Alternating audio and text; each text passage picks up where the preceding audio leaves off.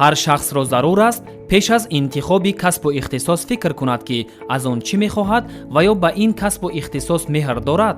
бояд донист ихтисосҳое ки интихоб мекунед дар ҳаёти шумо то кадом андоза ба кор меояд ва манфиатбахш аст.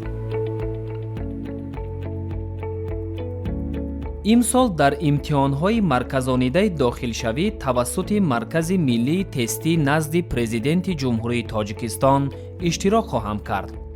кадом ихтисосҳоро интихоб кунам? дар куҷо бояд таҳсил намоям?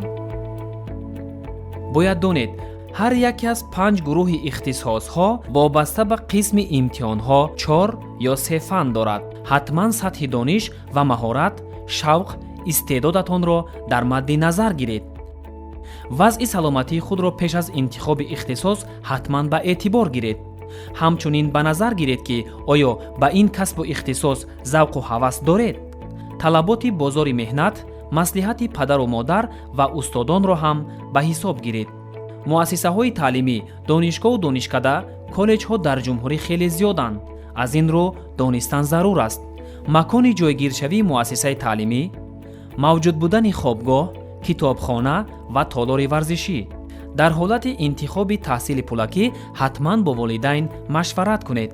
шумо дар интихоби касбу ихтисос озод ҳастед. шахсони дигар ба шумо танҳо тавсия дода метавонанд. барои камёб шудан зарур аст тайёрии хуб ба имтиҳонҳо, дуруст интихоб кардани касбу ихтисос. маълумоти муфассал дар сомонаи марказ cw.ntc.tg.